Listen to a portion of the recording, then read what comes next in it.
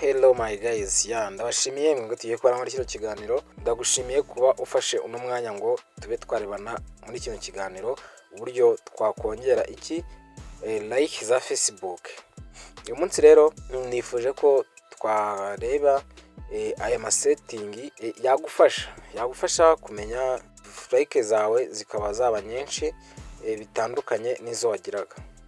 Ndaje nkwereka impamvu. Uraza muri setting, nugira muri setting hano baraguha utuntu twinshi, uze hano handitse ahangaha handitse detail. Noneho ubwo nyine bino nawe ibingibi byo ntago ari ngombwa nyine nuko tubiciyeho, ariko katurebe ibiri necessary dukeneye. Okay akana handitse ngo how people find and contact. Okay, uze ukande ugire everyone, kande save. Okay, hano hakabiri ugire public, save. Okay, akanavuga ukemeze, ari kukubwira ko link nyine kanditse ngo do you want search engineer. Nyine ibyo bakubwira no kugira ngo ube wabasha face ntuza yawe ibe yaba umuntu yayisearchinga akayibona byoroshye. Okay, naho ugire chat, aha save. Ibi byose biraza gutuma account yawe ibasha kuba yasharinga yari commandinga abantu ifoto yawe. Nta kindi rero, ubwo iyi ni nakambere turangije, tugiye kureba aka kabiri. Uraza hano post, utu tuntu natwo utwatse ukande allow, tu natwo uragira allow, then ongera umanuke handitse flow and people content. Okay, aha niho ruzingiye. Noneho hano hose uraza aho usanze bitari public bigire public, hose bigire public.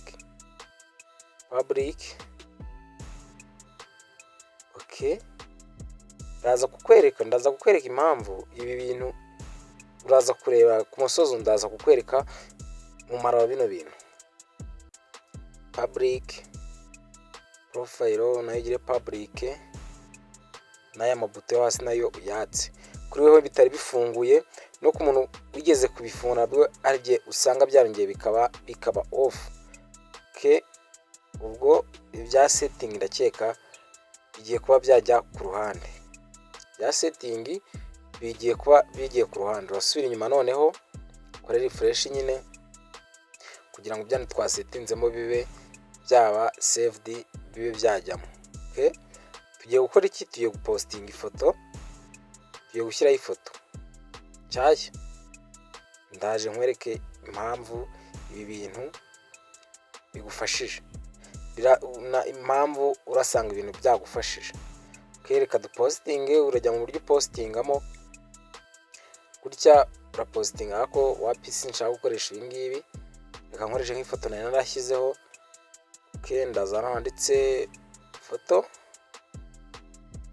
cyeka haragaragara no hino ngo nawe utarubizi nakana ko ukamenye ko ushobora kugura ifoto wari warashyizeho ikaza ifite za like cyangwa ikaza ntazifite. Ushaka kumenya uburyo yaza ifite za like wabimbwira muri comment, cyangwa ntazifite ibyo ngiye kuba nakora. Ngiye gukora nta like ifite zayo zino wari waragize mbere zizeho, ariko ikomeze ube nkaho ishyizeho nona. Ngiye rero nagabye ngiye gukora, ngiye kwigaraho za like nta ziriho. Okay, urakana handitse make profile picture. Urabona ngo picture change, ifoto yahinduwe. Okay, urazikora refresh turebe. Urabona ko ifoto yamaze kujyaho, ifoto yacu ibashije kuba yajyaho. Okay, ukanda refresh. Okay, kugira ngo turebe update. Urabona ko yisiba kugira ngo ni ya none nibwo tuyipostinze. Okay, nta like nimwe yari yagira. Nibyo rero tugiye kurebera hamwe uburyo za setting zacu zifite umumaro wazo. Tugiye kureba nkwibutsa gukora subscribe, like, comment, uvuga uti twereke video imeze gutya y'ubutaha twakoraho ikaba yagufasha. Okay, reka dukomeze. Ok, Okay, icyo noneho icyo tugiye gukora, icyo tugiye kuba twakora, tugiye kuroginga mu yindi account, tuze turebe impamvu za setting twazikoze, uze urebe. Okay, urakoze cyane weho wemeye ko tugiye gukomezanya tugakora logout tukajya ku yindi account, tukaza kureba ngo za setting zacu hari icyo zadufashije. Kadufata indi account muri zino mfite, uze urebe.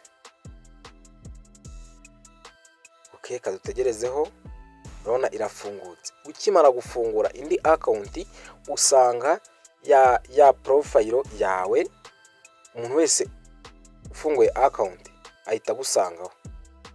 Akakanda kigakumvikanye, umuntu wese ufunguye account ahita gusanga. Tukumwe mu zindi video zikurikira. Ciao ciao.